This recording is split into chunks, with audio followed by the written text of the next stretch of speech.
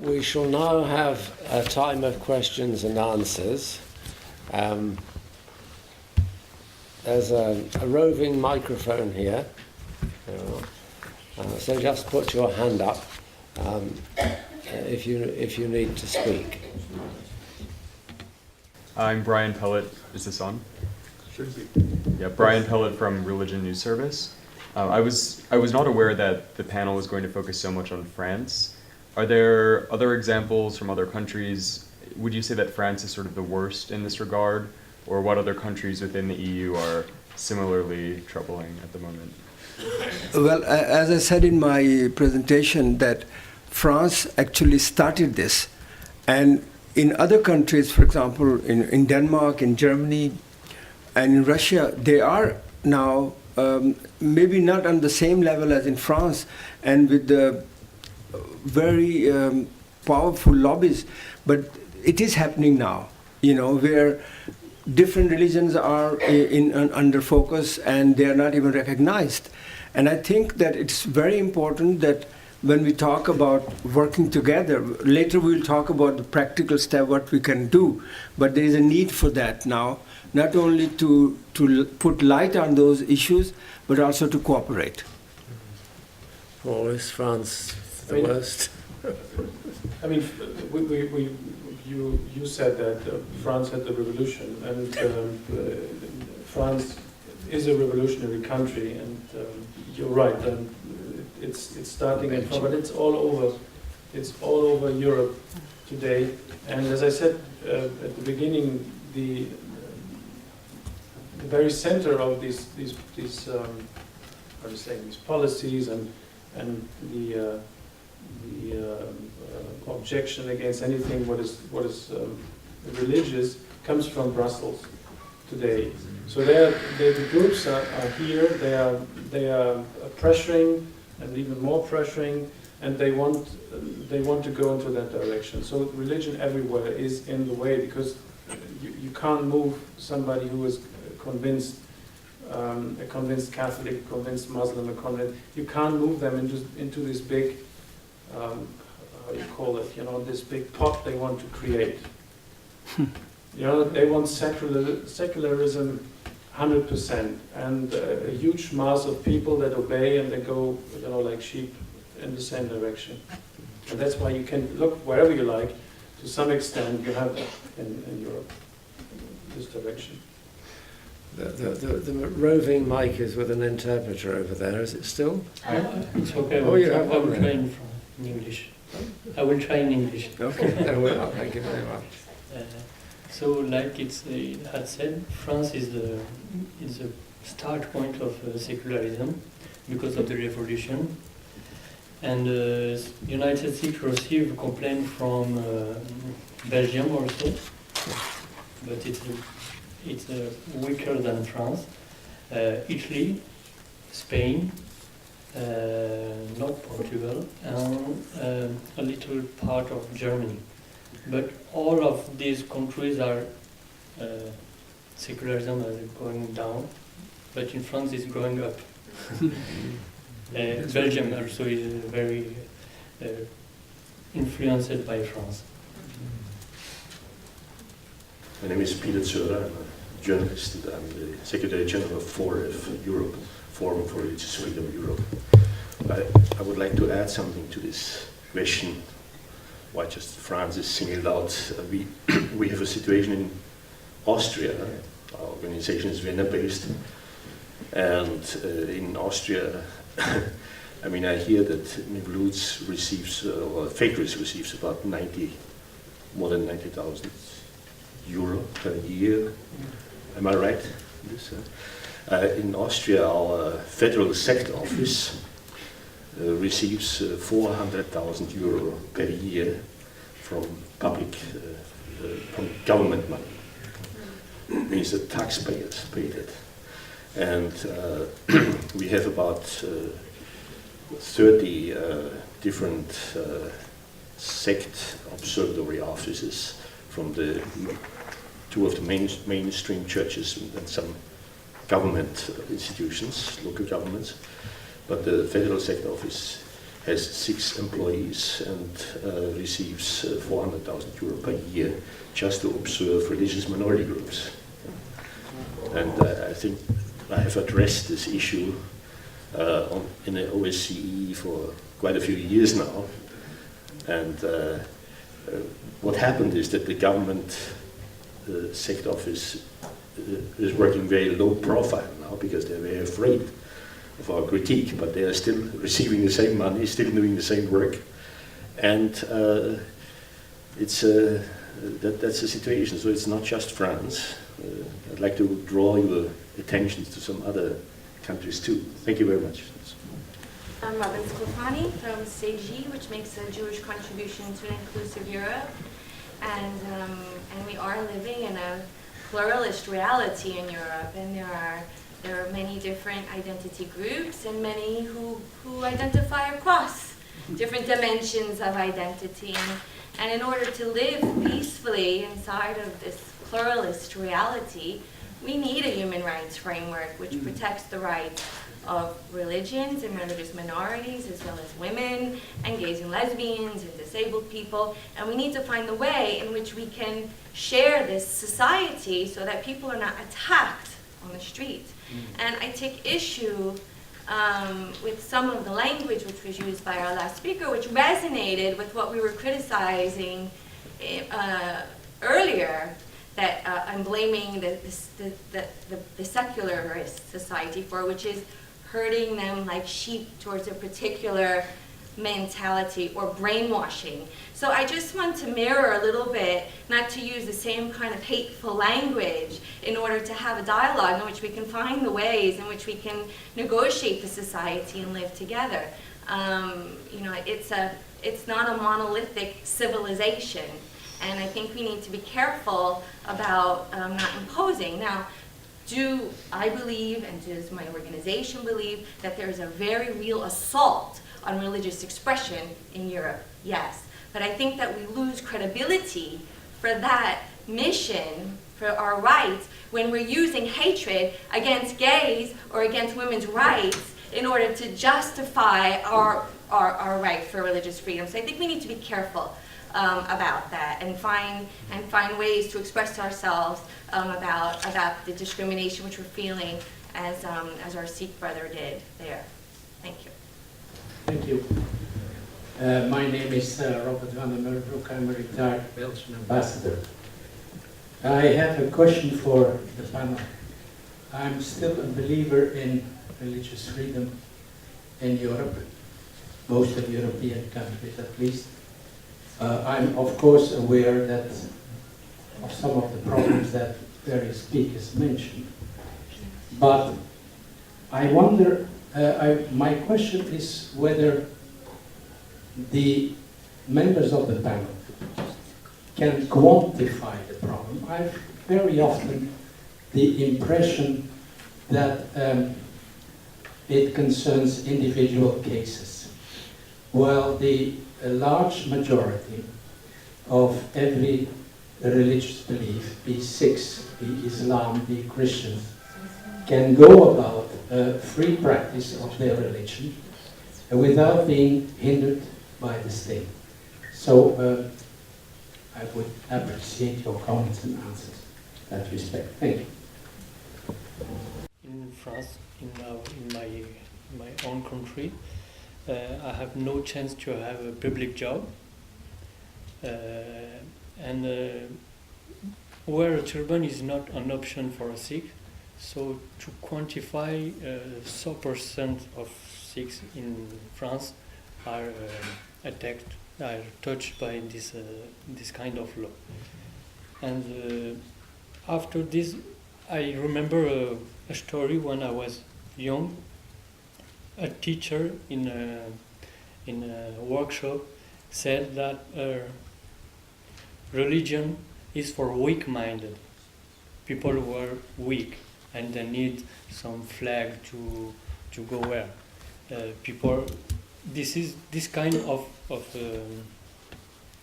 do you say, mentality is growing up years by year. I am talking, of course, about France because I know France. I can't talk about other European countries, but I think religion is pointed to accused to be a reason of disorder. Religion is mainly accused to be a disorder and not a way to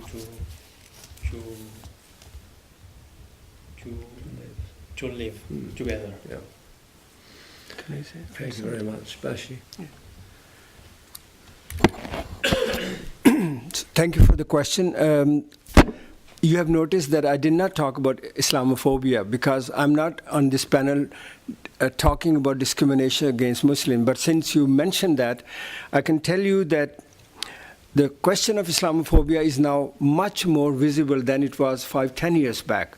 There have been actually very many surveys and reports from Fundamental Rights Agency, from Open Society, from European Union, and also from my own organization. In 2012, European Network Against Racism made a report focused on Islamophobia, and Islamophobia is no more an issue of headscarves and beards and mosque. It is much more prevalent in labor market, for example, in housing, in education, in all socio-economical issues.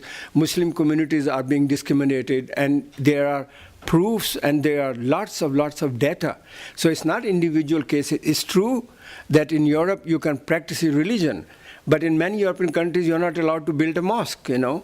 And in Denmark, for example, where I come, which considers itself, together with France, the most secular country in the world, until today we did not have a mosque. And even in laws, there are discrimination. For example, blasphemy law in Denmark only covers Christianity and not Islam. Same thing in UK. So there are many hidden, which is called direct discrimination, and also institutional discrimination. If I apply for a job and it says Hassan, they just throw it in the dustbin. And there have been many examples in Holland. So it's true that in Europe, we have this feeling that everybody has a right to do, but how much you can practice your religion is fine. But how many rights you're not given, that's a completely different thing. Thank you very much indeed. Yes, that's the thing they want. I mean, if we're talking about secularist attack, and we agreed here that the secularism is the new religion. What does they want? They want actually. They say, okay, you can have your services, your what do you say that? Your religious services. You may have them, but you keep them in the church, in the mosque, in the temple, wherever. You know, you don't mingle with this new human right dogma. You don't mingle with this. You can't put in your conviction into the public discourse. That's what they want. So if you ask about the numbers, I mean, it's very subtle. I mean, if you're a Christian and you don't want as a nurse assist an abortion, but the hospital tells you if you don't, then you're fired, then there is a problem. You know, because you don't like killing babies, and others force you to do so. So it gets public, you believe, because you can't do that as a Christian. And I think there are other religions, they are opposed to that as well.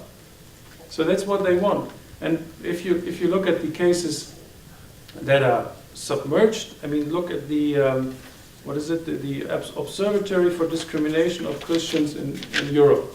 It's an Austrian organization, and they are gathering, and they're getting all news from in these cases, and they gathered around 800. I think I know it's about 800 cases of discrimination, all inclusive, you know, attacks against churches and so on and so on. And you have the cases in Strasbourg at the European Human Rights Court, where constantly there are these cases from Great Britain where the stewardess from British Airways was fired because she wanted to wear her cross, that she always does, and so on and so forth. There are many examples, and this is not something individual today. It's widespread. Yes. Thank you very much indeed, Paul. It's difficult to decide what would happen to a country that really did allow everything, provided it didn't interfere with other people. There is, sadly, an example of such a country this very day. My religious boss is in Damascus. In Syria, until the present nonsense started, in Syria, all groups were protected. If you were a Sunni, you got on with being a Sunni, and you could live next door, and frequently did live next door to a Christian, who got on with being a Christian, and you went round to tea together. There were numerous other things like Alawites and Baha'i, various other. Well, I think if you think of it, there were some in Syria. It was a hotbed of people getting on with being what religion they belonged to. Sadly, this simply caused trouble with one of the religions that didn't agree, which was very sad. A very close friend of mine, the chief Muslim cleric of Damascus, the Grand Mufti of Damascus, during the second week of this so-called rebellion, which is not a rebellion, he went on television and he said, "My people, my Syrian people, all of you, not just my Sunni ones, all of you, please believe me, this is not a revolution. Mm-hmm. The so-called revolutionaries are not Syrian." He was speaking the truth. The so-called revolutionaries in Syria are mainly mercenaries or people who just want to go for a fight. And they have no leadership, but they do want to destroy everything that isn't just like them. So that is a situation in a country which tried and succeeded for many years to hold the line between all religions so that it was a place where anybody of any religion could get a job if he or she was good at it. Anybody could learn to drive a car, whether he belonged to or she belonged to any organisation at all. Anybody could go and have a holiday where they liked. Hotels had every kind of person under the sun inside them for internal holidays. Anyway, to thank him for his wise words, the Grand Mufti came home shortly, about 2 weeks afterwards, and he found his elder son with his throat cut in front of his house. There was a little note pinned to him. I don't know exactly whether it was pinned to him, but there was a little note there saying, "You have one more son." So please don't expect the Grand Mufti to say any more, because he loves his son. But that's the kind of situation that can arise. I often go to conferences and scribble, and I can't read what I've written. I wonder, is everything going to be sent? Because you may not be academics or whatever, but I found all the speeches, and for what it's worth, I'm English, but I should just comment on your English, but I thought they were all excellent, but I couldn't write them all down. And if they can be written down and sent to me and everybody else, I'm sure everybody would appreciate it. Thank you. Thank you very much. My name is Ami. I'm a student at the University in the Netherlands, European Studies. And if there is one country in Europe where Islamophobia is rising, it is the Netherlands.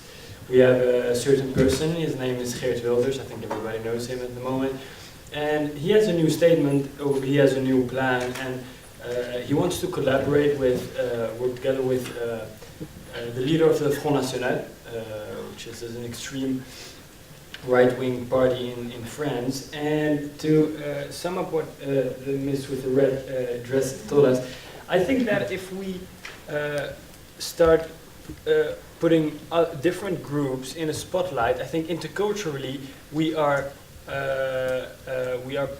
putting differences in front, which means that what I mean is we should, there is this thing which is called human rights. And I think it's enough. I think it covers every group.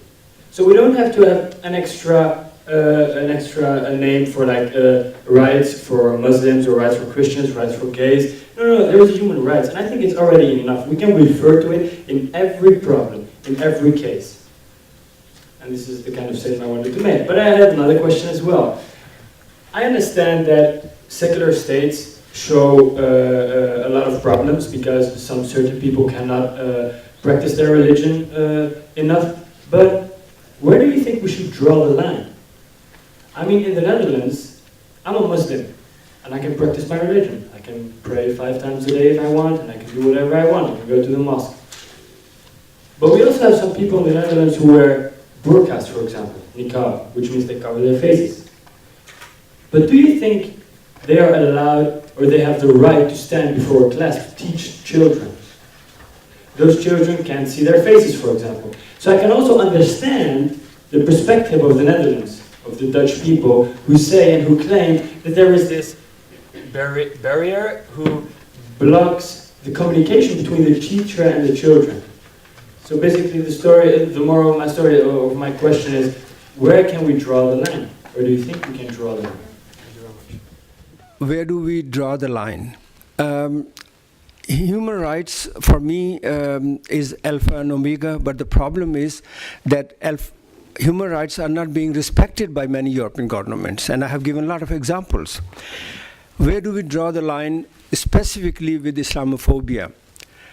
Well, my organization, European Initiative for Social Cohesion, we draw the line that society has certain rules and regulation, and each citizen should abide by that. There's no question about that, because if a teacher stands in a school with covered, the students cannot see her face. And the funny thing is that this kind of Islam is not even practiced in Muslim countries. You understand? In Pakistan, in Morocco, teachers will not be allowed to stand there and with covered faces. So there are certain standards which each government or each society should have.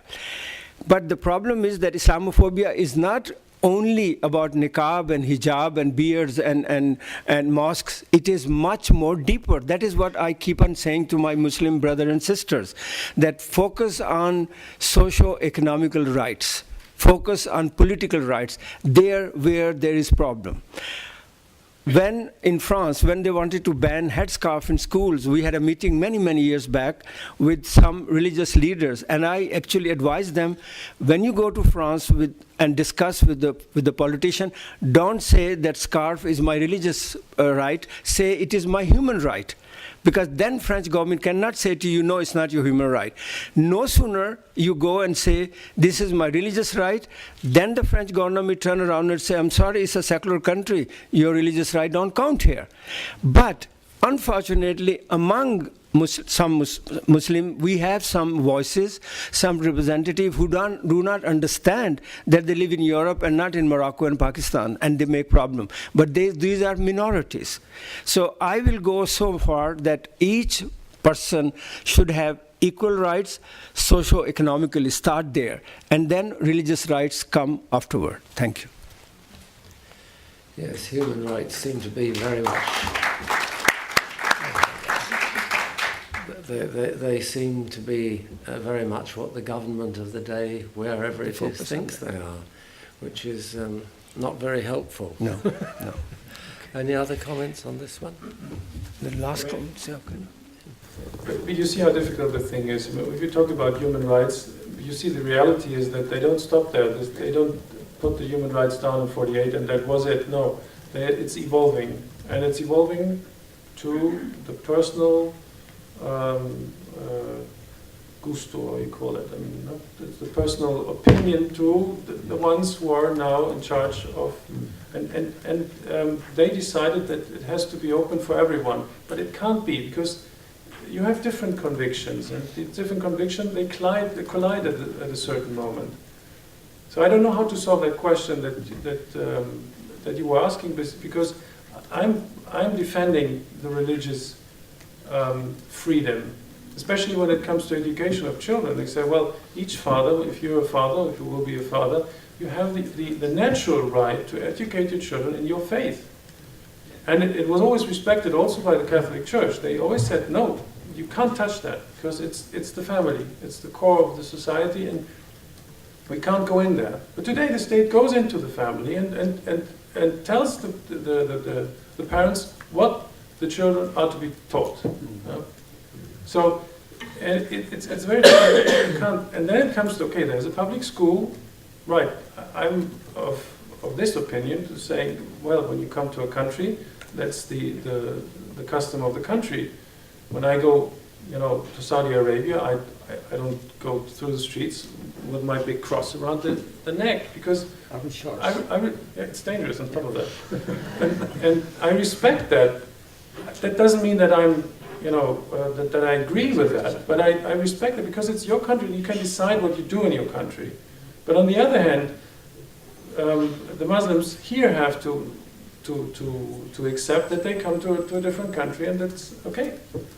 It's their customs. So don't press too much in that direction, because then it comes to the point that Islamophobia comes up, because people seem to be pushed into the corner in a way, and I think this is a problem. On the other hand, we are losing our faith in Europe.